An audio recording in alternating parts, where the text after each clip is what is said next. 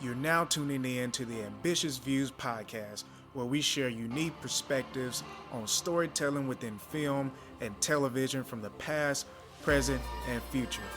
We're here for a good time, not a long time, so let's get to it. What's up, everybody? Welcome back to another episode of the Ambitious Views podcast. I'm your host, Corrigan, and this is my great co-host, Just Blaze. What's up? What it do? What it do? How you been doing, Blaze? I am living life or trying. Or trying, you know. People try to take you out, but you got to come back better than ever. Hey, man, yeah. No, I mean, And how are you? I'm doing pretty good. Grades have been turned in. Well, grades are in. Are they accurate? Mostly. Yeah. I mean, it's accurate. Even there's been a couple things I had to go back on, make sure I did it correctly and stuff like that. I always want to try to be as honest as possible. So, but yeah, for the most part, after checking, submitting, double checking, making sure it's good, correcting, we Gucci. So we Nice, nice. So yeah, but yeah, like we're in the summer now up here, and then some people it really trips me out when people be like, oh, okay, so that means you're off, right? I'm like, no, Nah, we still work. still in that thing. Mm-hmm. This actually is kind of like my busy season, to be honest, doing orientations, because we do summer orientations, and then students can register for summer and fall right now. So we also get students ready for fall. It makes a lot of sense, actually. That makes a lot of sense. I actually every year I've been a part of new student orientation. This time I think I might just be a guest or just step in or something like that. I don't. It's a little bit different this year, but the way they changed it, I do think participants will appreciate it a little bit more. Nice. Because I think it's been kind of like the old model, but the person that's over it, she want to switch it up just a little bit, and it's pretty dope that she's doing it too, since she's been over it a few years. She was doing it a while back, left, came back, and doing it again. So I think Well, I can't wait to see what she's doing so I can start doing it. There you go. So, but yeah, man, Blaze, it look like you have a good chunk on your watch list, and I do too. It's been a little while, it's Yeah. been, but happy to be back. We'll be talking about good old Bridgerton today. Bridgerton. The first 4 episodes dropped about a week ago. A week ago. So we gonna be diving into that. I will say that I really enjoyed this first part, and stuff, and honestly, I would say, we'll get deeper into it, but I think I want to say that this might be my number 2 out of all of the Bridgerton-ish world. So, but we'll get back. Okay, out of the Bridgerton world. Okay. World, yeah, out of the Bridgerton world. So all 4 projects. So, Okay. Yep. So, but of course, before we get on into it, we got to jump into this or that. And so it's my turn for this episode. So, Blaze. What's up? We have a little scandalous thing going on where, we have a lot of what I would like to say, a lot of juicy things that happen in Bridgerton, and somebody has to report on it, and that is no other than Lady Whistledown, that I am just not realizing right now by looking at IMDb that is voiced by Julia Andrews. Mm-hmm. Wow. Did not know that. And so wow, why did I not know that? That is, I don't think they really advertise it. That's crazy. Wow. this whole time I just knew. I mean, it wouldn't have made sense, but the voice kind of reminded me of Lady Agatha or Danbury. A Yeah, little. okay. But anyway, so Lady Whistledown got to get down to get down, and get all the juicy stuff to share, with us, which is of course through our homegirl, Sister Featherington, aka Penelope. All right, and so, um, Blaze, my question is, if you were in the same predicament as Mm-hmm. Colin, and you found out that your boo Your thing, boo thing.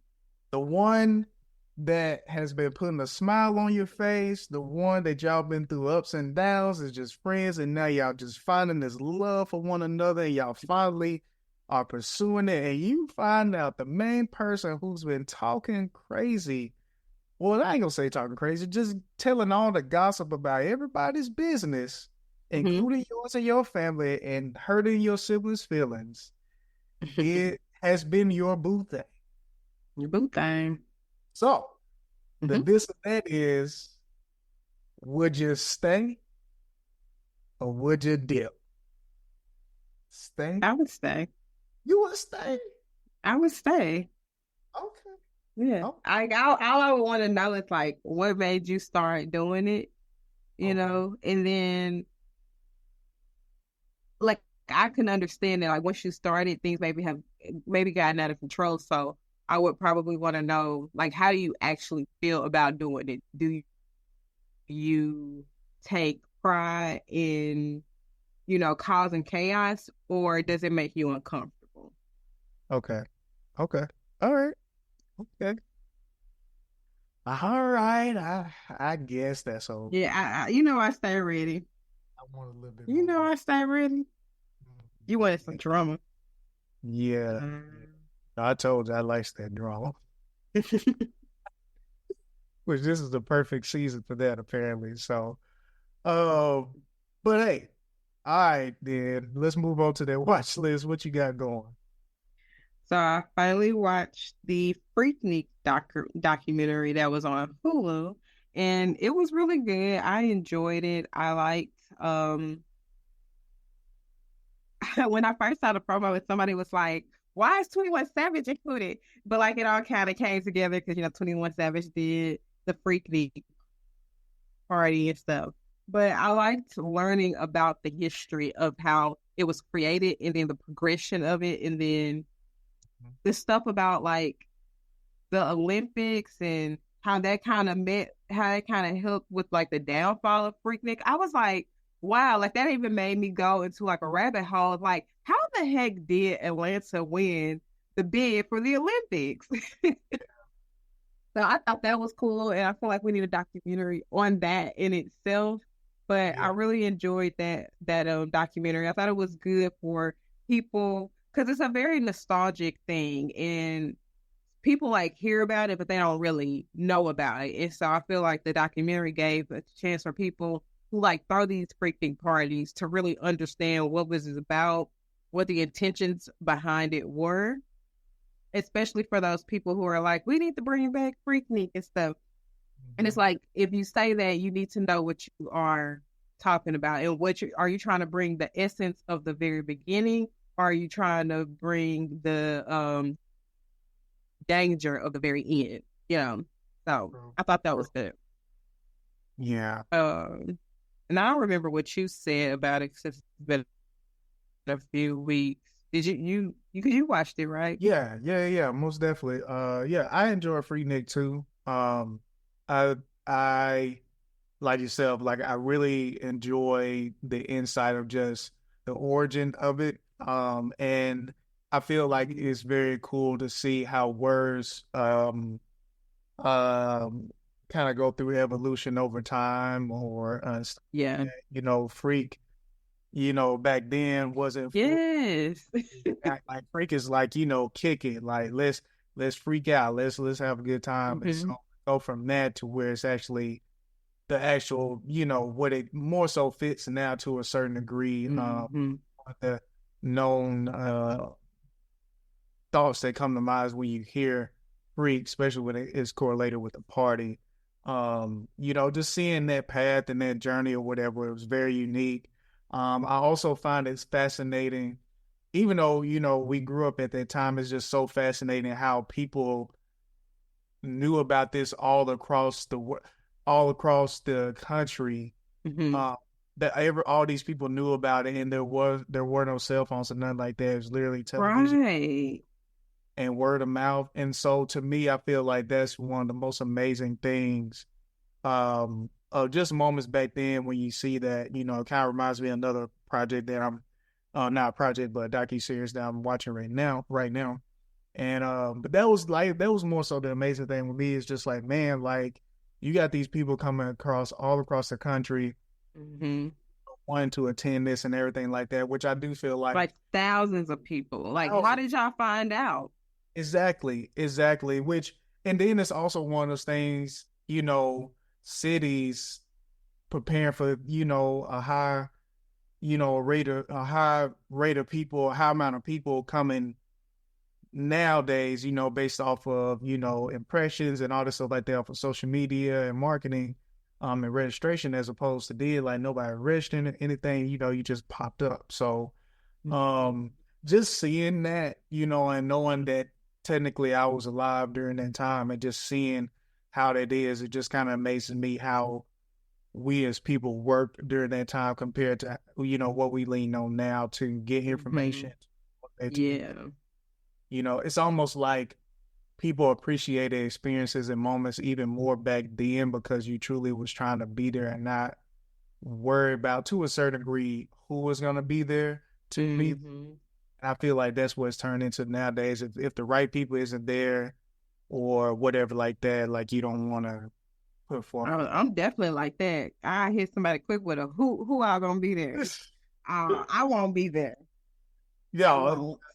Now, in some situations, you definitely, got to be aware of like, okay, who gonna be there? So no, I definitely don't Mm-hmm. think people, unfortunately nowadays. So, but yeah, So I've also like I didn't finish. I watched the first two episodes, but I heard I need to watch a little bit more of the never ever met oh yeah, on.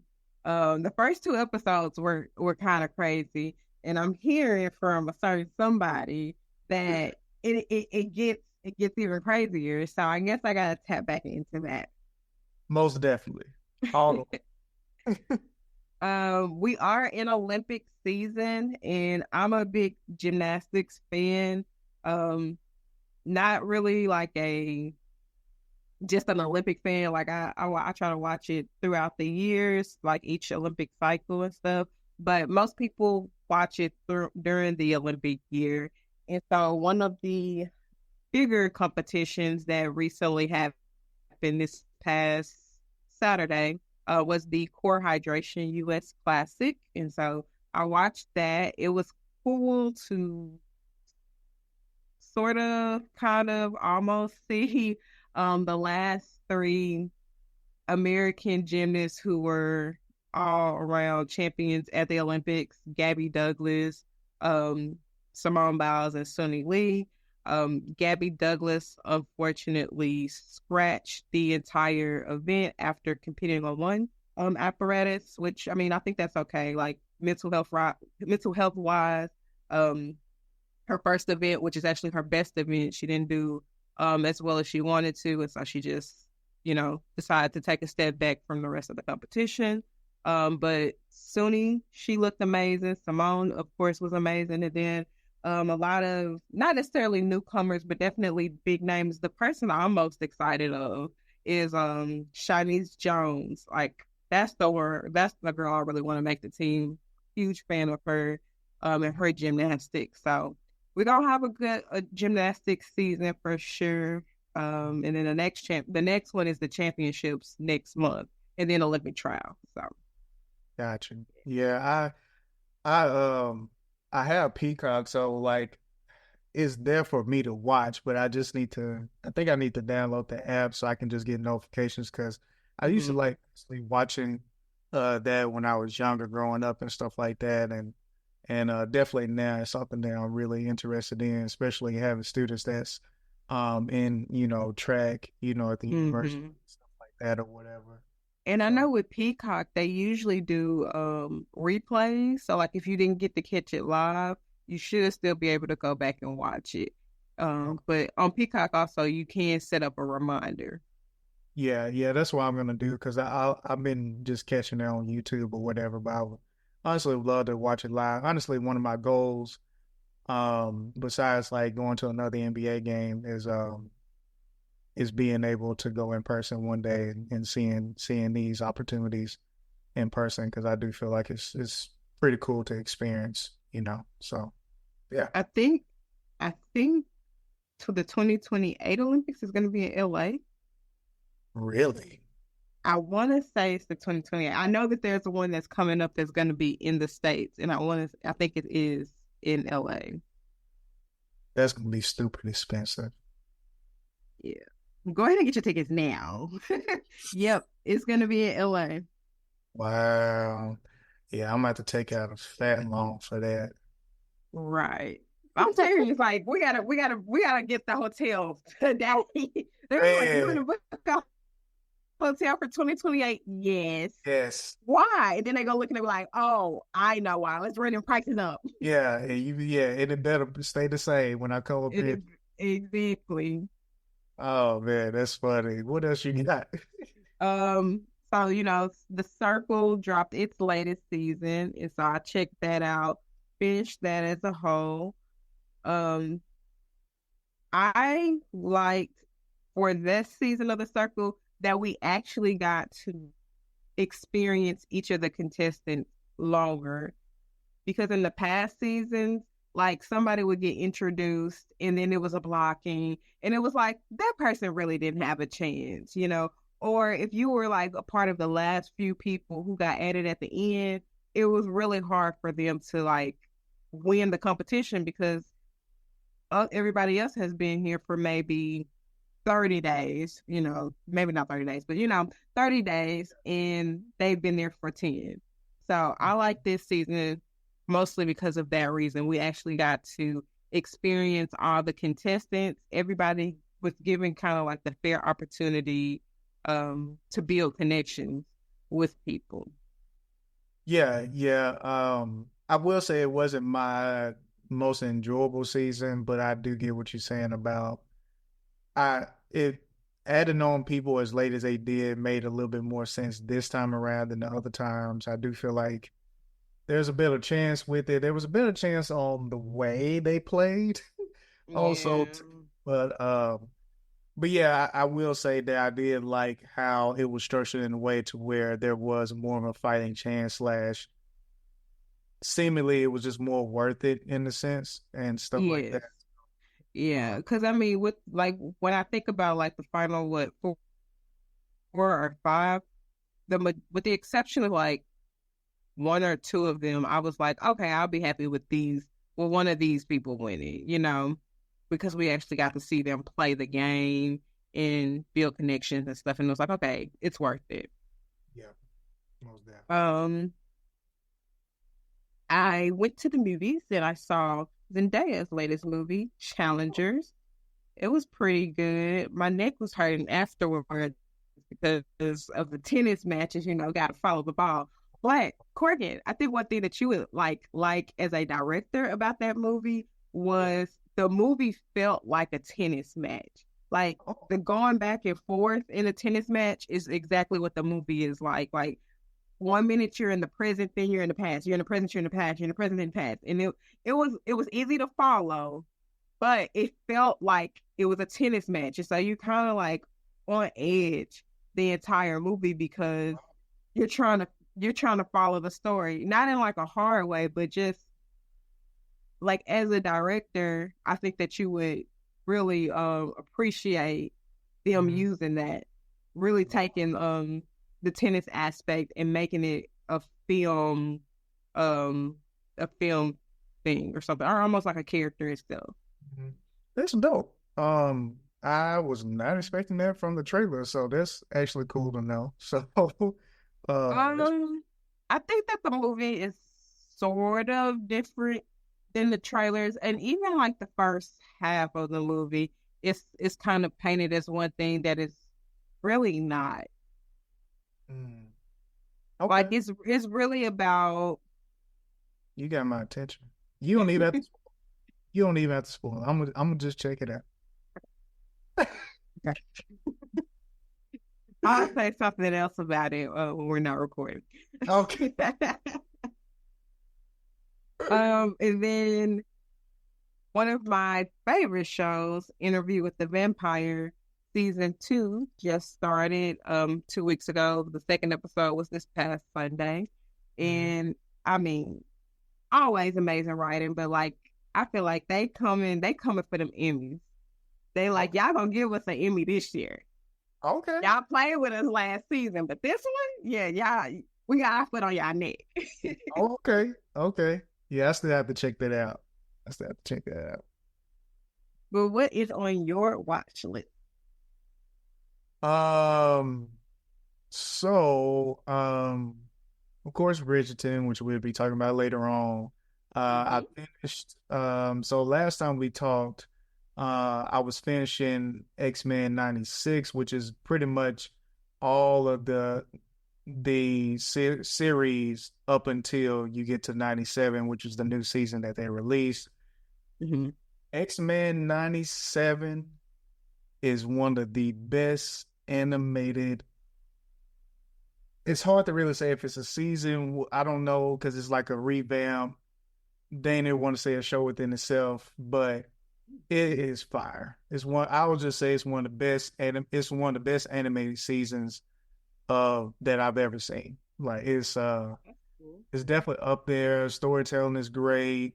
The nostalgia, of course, that you get with just watching the older X-Men coming to this one, and just X-Men in general, if you're a fan of X-Men, and also seeing the comic book version of how they were originally portrayed and compared to what we, have been receiving in live actions for past few years through Fox/Disney. And so just so really great storytelling. There is a moment in the season where it goes from one thing and then it just completely flips and you were not ready for it. And I love that. Okay. Um, Highly recommend. The way it ended is really great. I think I've already seen that they're already working on or getting ready to finish up season 2. Or I don't know. I guess it's kind of hard. Like, is it a season 2 or whatever like that? But basically the next season following this. So, and definitely a character that they revealed at the end of. I'm definitely interested to see what's going to be next as well, because I wasn't expecting that big of a bad to be shown close to the end or whatever and stuff. So I'm interested to see where it's going to go from there. I Cause mean, still, they gotta set you up for the next season. hey, like, cause this big bad, well, I ain't gonna spoil it for you. I just know this is like a big bad, but in a very slick way. So, I just saw when I was checking my past things that I watched that Disney has. I guess I've never watched all of the assembled series, but I think pretty much assembled is a docu-series of basically the behind the scenes of how different projects are made. And so I just saw that they did the making of X-Men 97. So I definitely plan on Is checking it out. is is this on Disney Plus? Yeah, Disney Okay. Plus. So I definitely want to check that out now that I finished the series. Like Blaze mentioned, I randomly turned on the Never Ever Mets. I did not expect it to be as wild as it has been. I'm pretty sure it's getting some type of ratings or whatever like that may bring back for another season. I don't know, but pretty dang wild. Basically, the Oh wow. concept, if y'all don't know, is basically they find different couples who have never met in person and have only dated virtually. Now in my head, I'm only thinking like old school dating apps, but this is like through Facebook, just general connection through social media or wherever like that. But they just never met from like 3 months, 6 months to like 13 years. It's pretty dang wild. So, No, uh, seriously. yeah, serious on the 13 years. So, So definitely make sure y'all check that out if you like reality slash dating shows and yeah. So I need you um wait. I need you to give me a hint because there was one couple that I kind of like. It was the one where they had been dating for like 12 years, but it was their first time meeting. Are they the couple that you're talking about? no, no, it's not. Okay. Oh, so now Okay. you gotta watch it. Okay. That was on your guess. Okay. Yeah, surprisingly. Right. Uh Like of all the couples, they were the one I was surprised they were getting along so well. Like, I mean, I know they've been talking for 12 years, but like he also got a 3-year-old child. So like how you been talking to somebody for 12 years and you got a 3-year-old? yeah, Make yeah. a big They sense. get into that. They get into Okay. that. Okay. I definitely recommend that. Another passive watch is the Magic Prank Show. I forgot the name of the magician, but he had a show that started 2 or 3 years ago that was on Netflix. I forgot the name of it. I think he would go around just doing magic tricks, but he had like a quirkiness to it to where it was like interesting slash kind of funny how he would do certain things with people. But anyway, he's back with a new show.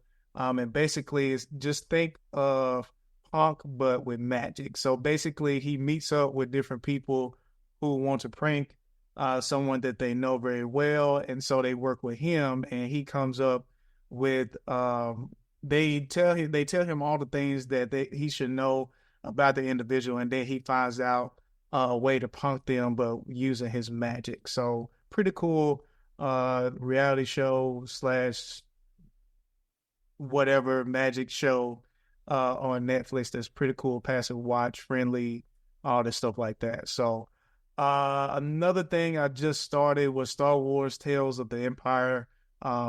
Disney slash, Star Wars have been in their bag when it comes to their animated projects lately. And so this one is very interesting because it's telling things from the perspective of the Empire and all the stuff like that.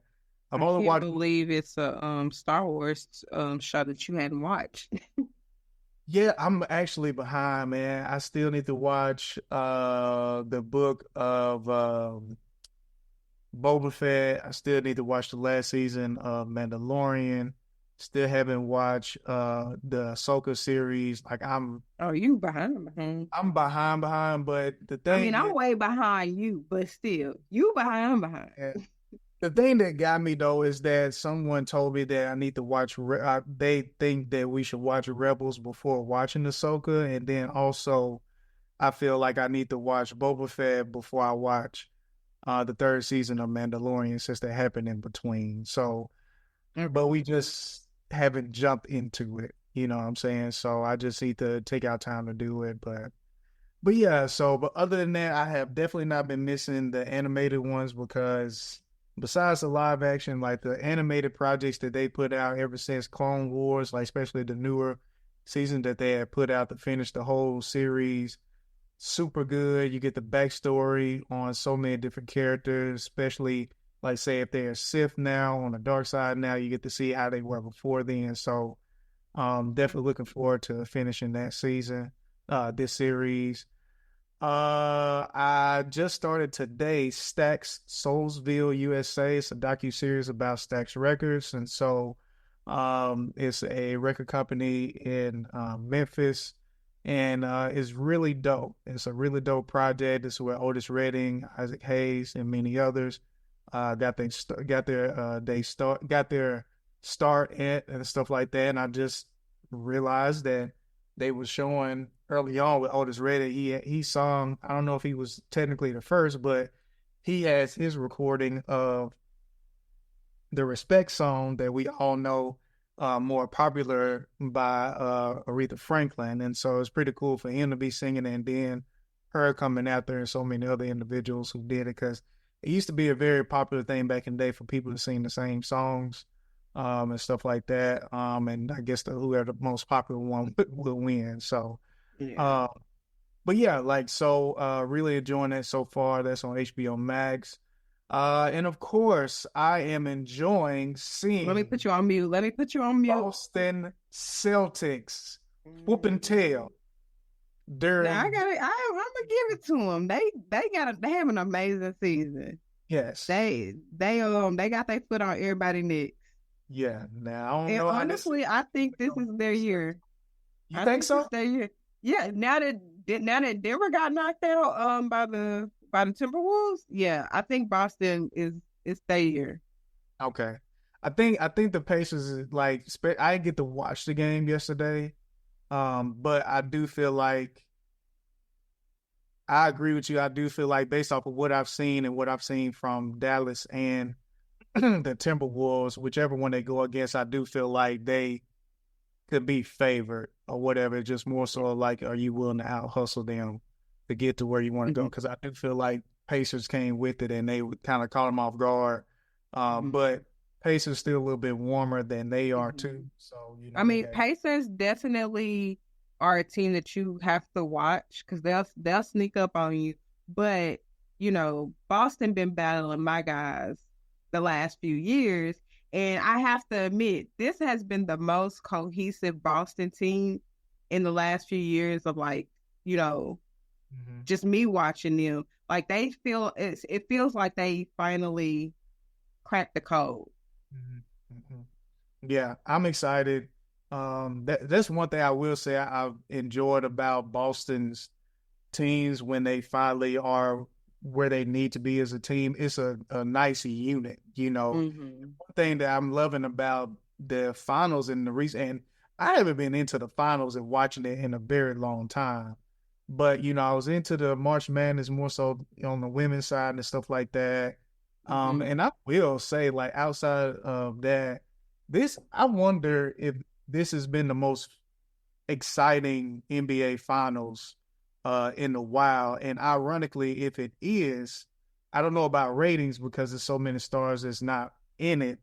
You well-known stars, but I feel like it's very ironic for the first time, majority of the very well-known superstars in NBA, none of them are left in the playoffs. And I feel, and it's so ironic how more engaging and interesting and I mean just enjoyable the games have been between these teams. So Mm-hmm. so I really enjoyed it. Hope Boston gets it. If not, long as the Heat ain't in, and I feel like that's a win. So Whoa. Not the disrespect. Not the disrespect. I'm gonna need you to dial it back, Alabama. dial it back. Oh man. Well, Blaze, it's time for us to jump on into that.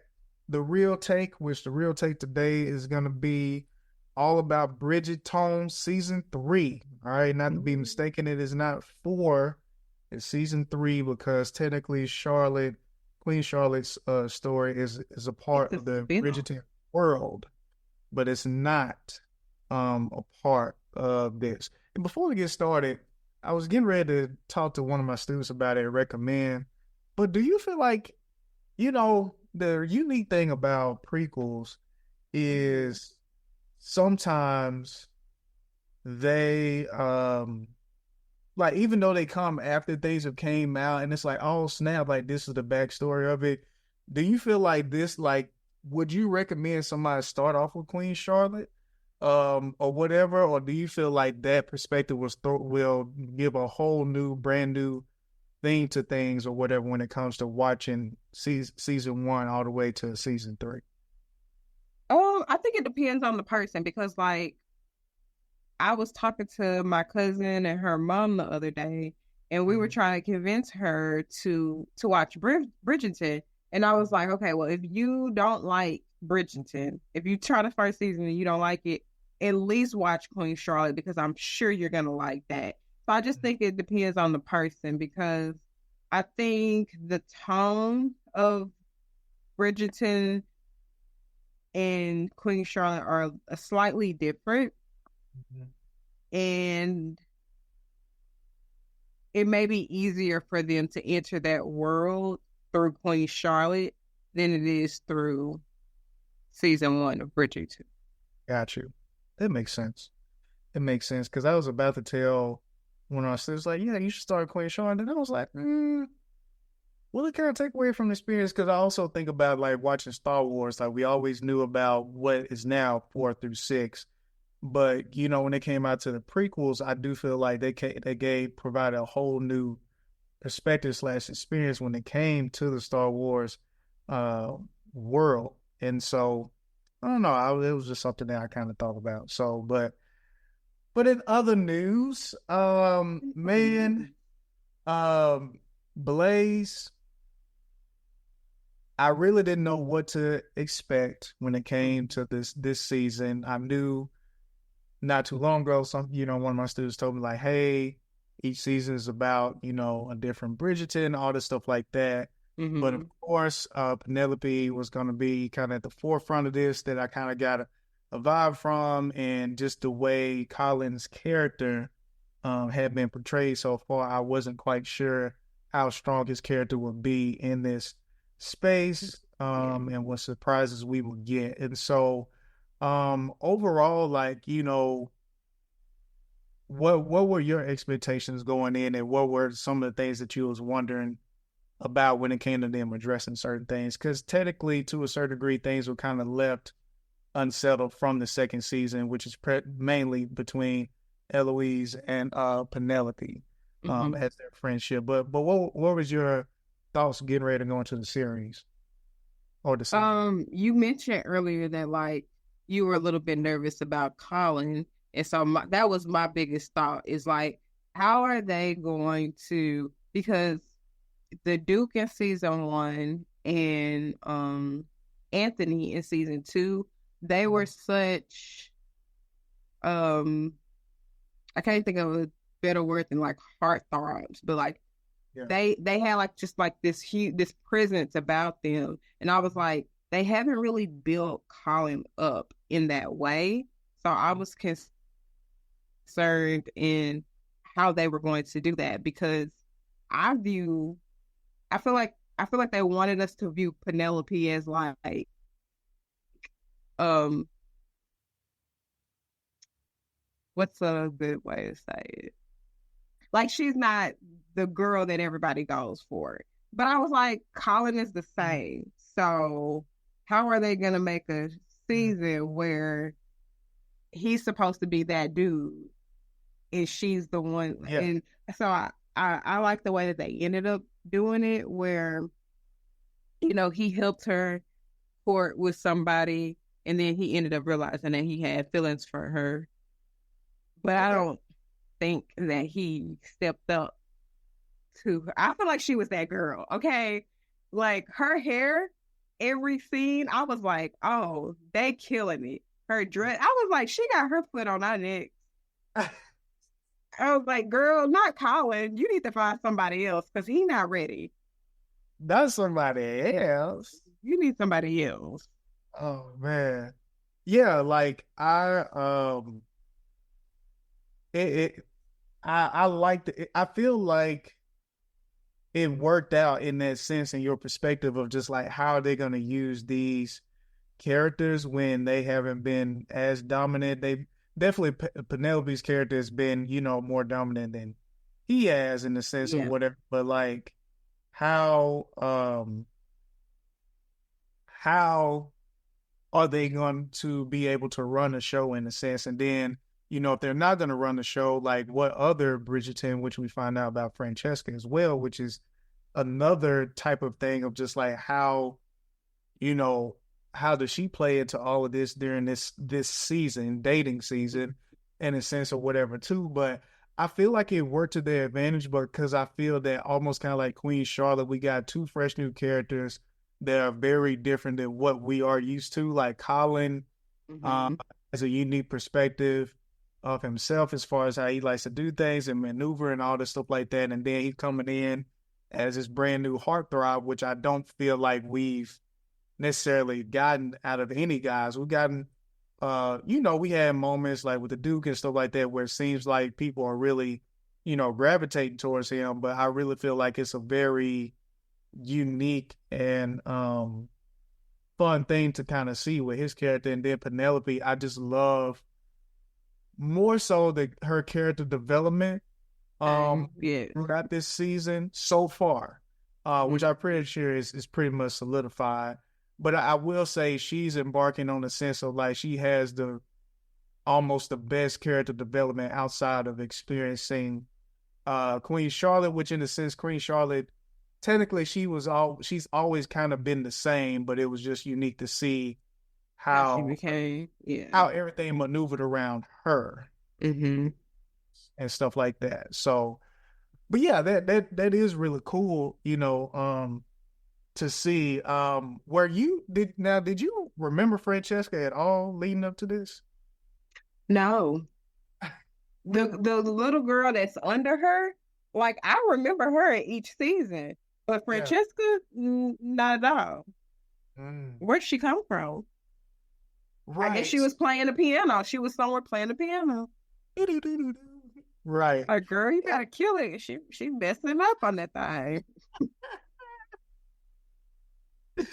Yeah, like I think somebody mentioned that she may have briefly been there at one moment, but obviously from the show, uh, she technically similar to Colin, she had been gone, which I did find it very unique based off of just the way times are kind of portrayed and like, for women and everything like that.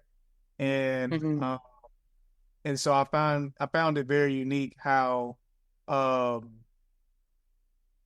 you know, I find it very unique, and I almost kind of look forward to. I find it very unique how it seems like she and Colin are kind of on the same path as like discovering the world type of thing, but we barely get much interaction out of them too. Um, Yes. I do find that very unique because it's almost like, especially with them seemingly close around the same age, I would think that they would be a little bit tighter because they may Mm-hmm. have similarities, but it seems like she's more tighter and finds more comfort within her older brothers, but maybe that's because of the absence of their father, maybe in a sense, possibly. It I can may see just that. so. Um, but yeah, but I mean, what were your first thoughts early on, with her because she's a very unique artiste. I like her. I like her. She because because the mom is all like because I found love. All my children have to find love, and I'm like, girl, in that society, finding a love match is so rare. And so I like that there was finally a character in this family who was like, yeah, I know I need to get married, so whatever, like where they at? So Right, I right. liked her because she was just so different from her family. Mm-hmm. It was And like a breath of fresh air.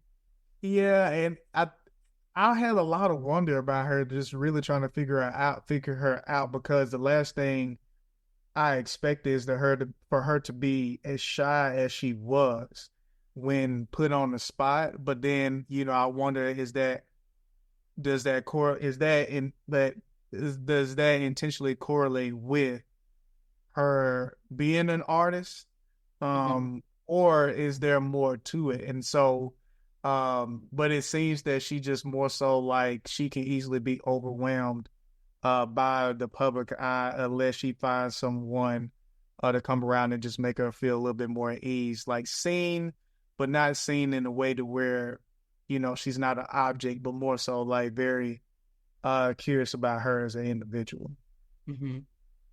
and stuff. So, um, and then along with that, like, speaking of that, I feel like I'm enjoying, speaking of, Miss Bridgerton, I ain't gonna lie, man, Blaze. I think Miss Bridgerton, she might be my favorite character. Maybe, maybe, Maybe just a little bit. maybe, or top two to top three. Why? Just because I feel like the reason why her children are the way they are, as far as in society, out of all the madness that's going on, she's still allowing them to be what they want to be. She's Mm-hmm. supporting them through that process, no matter how different that they are. She's willing to, of course. be involved in the moment and all this stuff like that. But then she also is not. She's basically not like Miss Featherington, to where it's very possessive, controlling. Basically, it's all about me and all this stuff like that or whatever. So I found it very unique. How even more so, especially being patient with Francesca, like how she was like that, and then also really being the mother for Colin as well, when she started to pick up on his feelings for Penelope. I really could have easily seen her being very uh selfish and thought of her mother and knowing that they was going to be associated with them and try to resist. But I really do appreciate her being more encouraging and rooting more so for true love instead of, like some people, it's just like, because I think we got a lot of that in, if not the first season, maybe the second season, where it's like they obviously would say like, people would ask, will we ever fall in love? Is this for love or wherever like that? And it's more of a business decision, in a sense. Um, so that's what I've been really enjoying about her the most, and I feel like it's been really needed um for this. It's almost like the true balance of their family. She is to me. Mm-hmm. I feel like I was talking like Yoda. She is to me the true balance. It's hard for me to compare her and Mrs. Featherington because of they have very different backgrounds. Like Violet came from money, and Featherington, she did not. She married into it, lost it, and so her. I feel like her goal in life is let me take care of myself. Let me make sure that my kids are okay so that we're not poor, we're not out on the street. Violet doesn't have that worry. So it's kind of easy for her to be that caring and loving mother and wanting to make sure that her children find love because she has that space to do it. Yeah, I can see that. I can see that. But I mean, and I guess what makes that stand out for me more and more so and more so with the Richardson's mom is the fact that she could be like the other families. Like I'm trying to catch the name right now, but the one that Eloise had befriended that was pretty much very mean. Christabel. I don't know their last name, but I think her name is Christabel. Yeah, so that's like a perfect example of like she could have easily been like them. Like obviously it seemed Yeah. like possessive of money for a while, all this stuff like that. And so to be able to kind of going along with you saying, like to be a part of this money for so long from your father to like your husband and everything like that, and not get caught up in the game of, married for money, it's a business deal, it's a transaction. It's just something that personally for me I admire. And maybe it's just one of those things I just kind of think about, if I was in that situation, I would love for my mom to be like that to me and my siblings. Mm-hmm.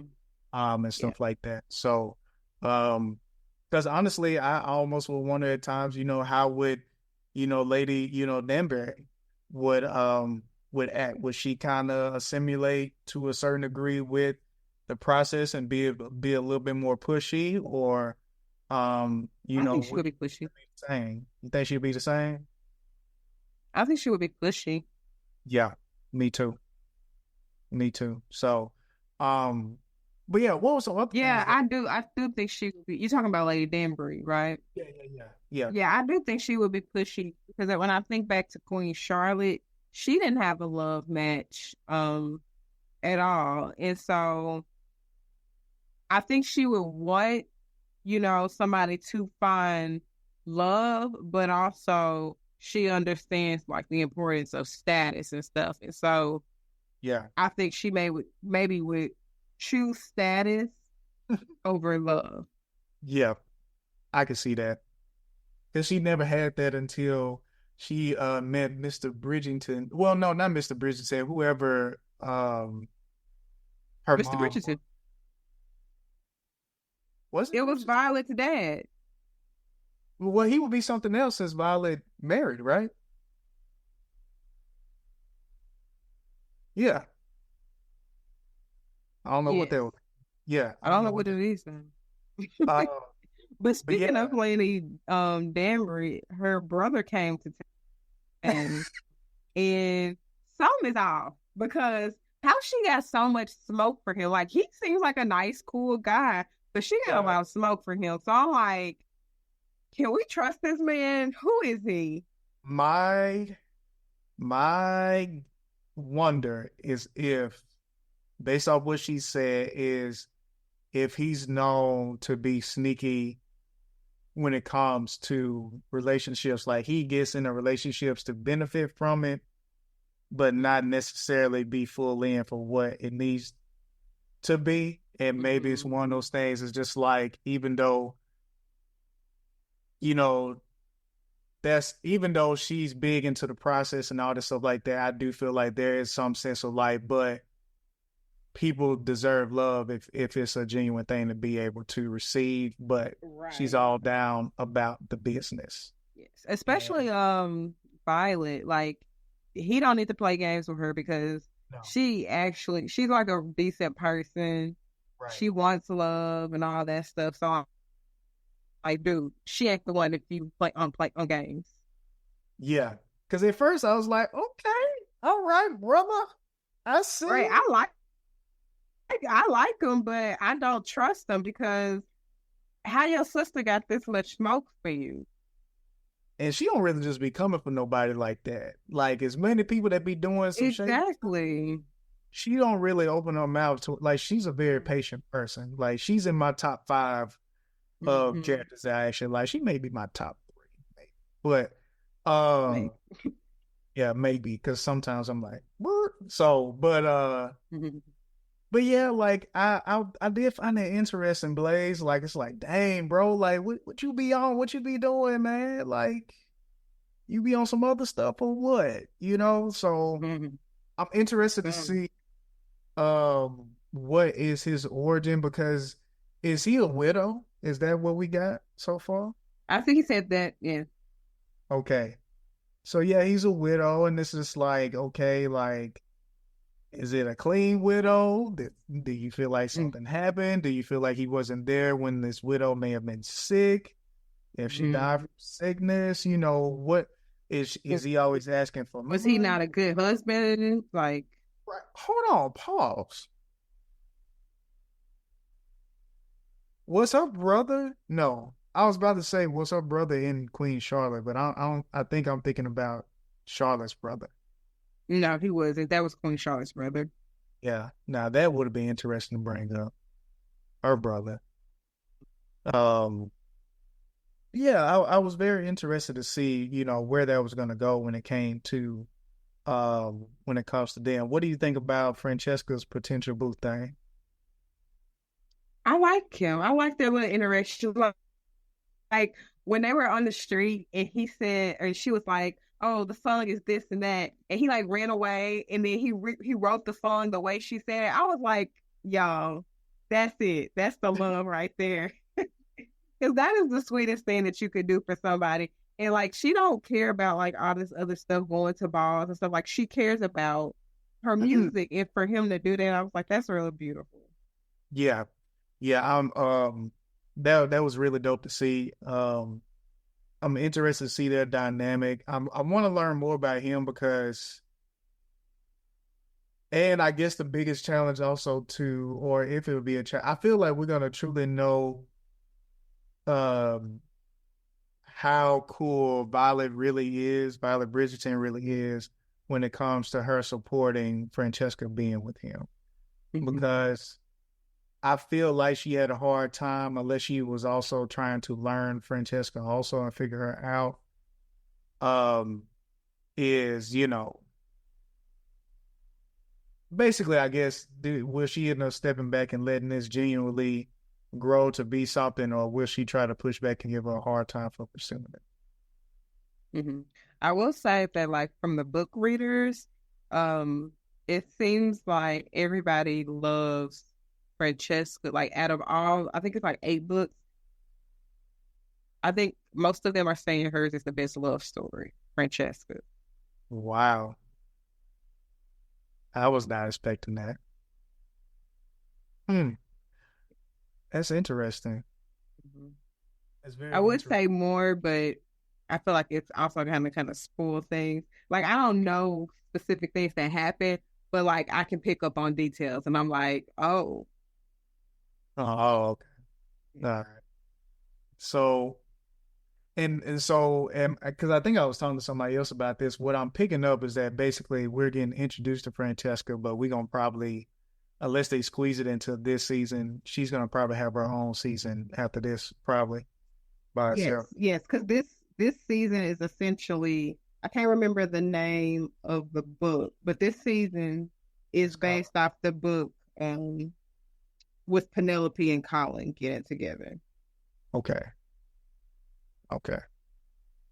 All right. Well, we'll see how this goes. I know there's been a back and forth thing also with Colin and Penelope, like for the most part so far. Like, are you feeling it? Do you feel like it's a genuine thing or whatever like that? Like, how are you feeling about their journey of them I Um, guess, growing in the divorced? in the past, I was definitely a fan of them getting together, but this season I was like, Penelope girl, you don't need a man. You do not need a man. Oh man. But you know how the society is, so she has to have a man. Yeah. Um, so I mean, it might as well be the person that she's always had a thing for. True. True. And Speaking it's of, oh, go ahead. Go ahead. I just gonna say it's good that he's finally like waking up and realizing like, oh, I like her too, because like the emotional connection between them was always there. They True. just needed to make that next step, and so them kissing opened that up for them. Most definitely. Most definitely. And speaking of having a man and needing a man and stuff like that, I'm trying to find uh okay, so it was the other guy. So speaking of that is Benedict Bridgerton's boo sugar mama, I guess. It Um that came out of nowhere. How are you did. about that? I was like, that's cute. Because it did come out of nowhere. But I like her. Yeah. I like her, and I feel like she made him kind of interesting. Yeah. Yeah. I'm interested to see like what this experience is going to have, um, what this experience will have on him, because I feel like he has been a true artist of just kind of doing his own thing, and he's been kind of rolling with it. I don't know. I really, really enjoy how they weaved him throughout this season so far, of picking up, because I feel like they have my interest towards knowing more about what his next step will be. And so for this to kind of happen with this older lady and stuff like that, I find it very interesting. But I think my coworker said that she heard that apparently his specific book or the story more so focused on him is very interesting. So but I haven't heard much details or whatever like that to really add much on it. Um, Overall, I mean, like how at the end of the day, because we kind of moving forward from, you know, okay, we got Colin and Penelope's relationship kind of out of the way as far as them getting together to a certain degree. But of course, we know that things have to be revealed when it comes to her role as being um, Lady Whistledown. And so, with that being said, how do you feel? Unless it's already spoiled for you, like how do you feel about Eloise and her relationship? Like, how do you feel like this is going to be a deciding moment to a certain degree with them, as far as like them being officially good, or do you feel like this could lead to other things even after this season is over. I mean, now that she's getting married to Colin, I think that's gonna um reignite their tension that they have for each other. I was annoyed by Eloise, to be honest, this season. I was like, I get you being upset that she's Lady Whistledown, but for you to just like cut her out your life and then start being friends with like one of the meanest people on the show, like that's kind of weird. Yeah, very weird for her. Be- Go ahead. yeah, because like Penelope isn't trying to be intentionally cruel or mean as Lady Whistledown. She just spreads gossip, and Yeah. it's really on people. Like it's what you do with that information that says more about you than about her spreading gossip. Krista, like she walked up to Penelope and ripped her dress. Like, what? Why would you do that? That's so mean. Very, very. The Featheringtons, honestly, they kind of remind me of the Weasleys on Harry Potter. How they're trying to navigate. And so, mm-hmm. so and you just want to be like, bless your heart. Yeah, it's like on one end, it's like I don't blame her mom for doing what she's doing, but I do feel like it's like, okay, now like you're running out because she was really mean to Penelope too, as well. I mean, she kind of disregarded Penelope the entire season. Yeah. Until that man started showing interest, and then she was like, "Oh, let's get you a ring." Right. Like, no, I've been doing this by myself this whole season. I don't need you. Exactly. Basically saying, hey, I need you to take care of me for forever. And it's like, what? So yeah, I am interested to see. I wasn't a big fan of Eloise either because I do feel like outside of friendship thing, it's like I get it, especially being young and young people want to know what their friends have going on and stuff like that or whatever. But at the same time, it's like, get over it, dude. Like, talk it out and let's move on. But maybe, it makes sense with them having to keep in mind, even though they're in very monitored adult situations as far as dating, and can easily be a mother at any time and stuff like that, especially some of the young ladies, they are technically old. I mean, young. So, but I am interested to see how this is going to go. I do feel like this is going to probably be one of my favorite high stakes drama arcs in the Bridgerton worlds. Because for it seemingly that the queen is back interested in trying to expose who this is. And the stakes are pretty dang high when it comes to impact of things. I will say I'm very more so interested in how this turns out rather than, more so last season where it's more so like the whole revealing, one sister having love for the fiance and stuff like that. So, in the romance world, I would say that last season was more of a slow burn. And this season, the pace is definitely quicker. Like, we got the love out the way the first 4 episodes. The second half is back on Lady Whistledown. Who are you? Oh, we got that out of the way. Now, back to you. Hey, back to you. We still gonna have a wedding. Don't get a trip. Don't get it twisted. But we got to figure out who this lady is. Yeah, because I ain't forgot. It wasn't Eloise. Okay, that's fine. So, who are you? I'm gonna give out some coins just to help you all out. So, yeah, I'm giving out coins. I know who it is. Let me whistle up something really quick. Right. Oh man, have me whistling like Mary Poppins. Ooh, you see what I did there? No. Yeah, I heard. Because she plays Whistledown. Yeah. You connected the narrator with the Go down. Okay. All right. Anyway, I tried, but anyway, so What was I going to It was say? good. It was okay. Yeah, sure. Anyway, so with the okay, silent clap. So with that being said, what are you looking forward to? What are your predictions and everything like that for, or what are you excited about, or all the above for the last 4 episodes? I'm excited to find out if Penelope is going to reveal the truth to Colin. And if so, what is his reaction going to be? Because I don't want it to end in them not being together, because this is a love story. But I also don't want it to end where she has to give up something that she enjoys doing.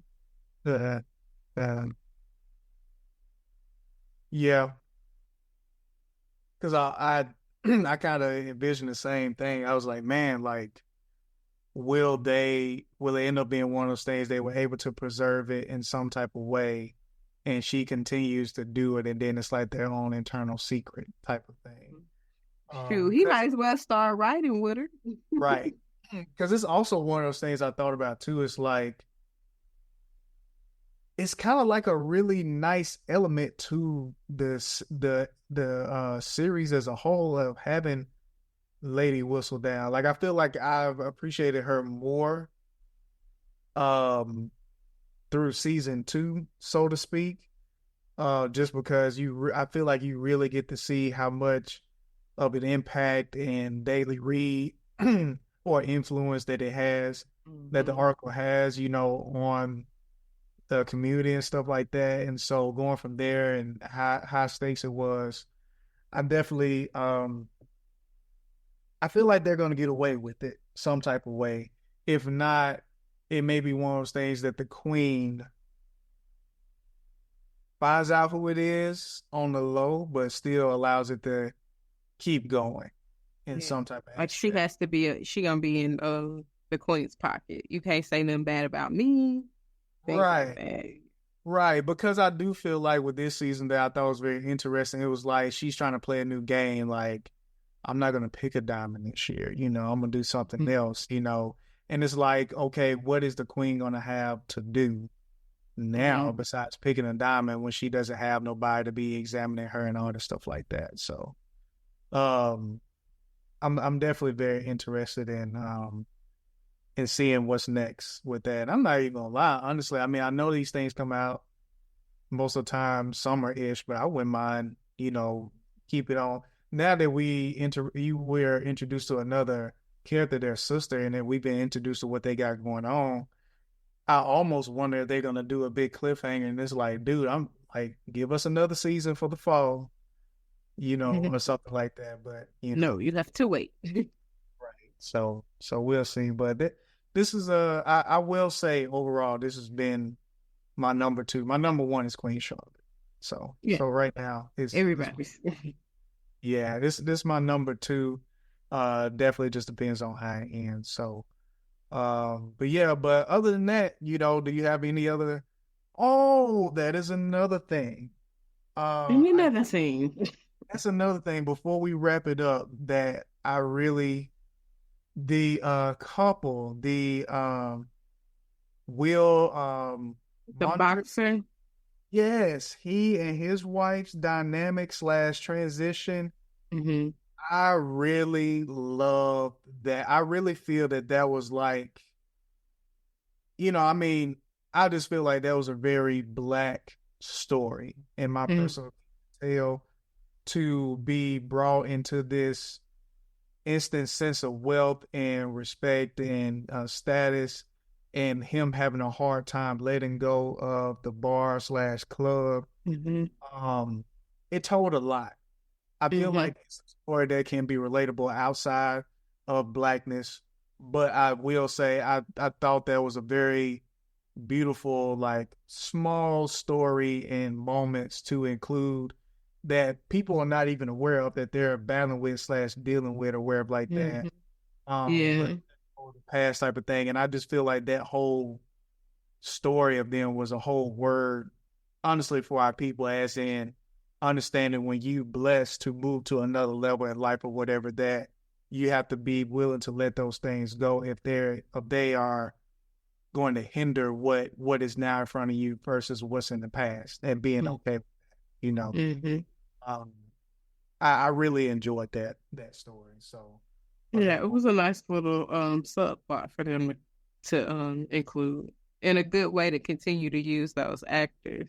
yeah, yeah, yeah. Because now I'm looking forward to seeing how they're going to continue to incorporate them, you know, in the future or whatever. Because now they can be more involved to a certain degree than they have been in the past, and it's almost kind of like too outside of the other, because the other stories have been, you know, Lady Danbury, she was married into it. I'm not quite sure where she came from or where it was married into.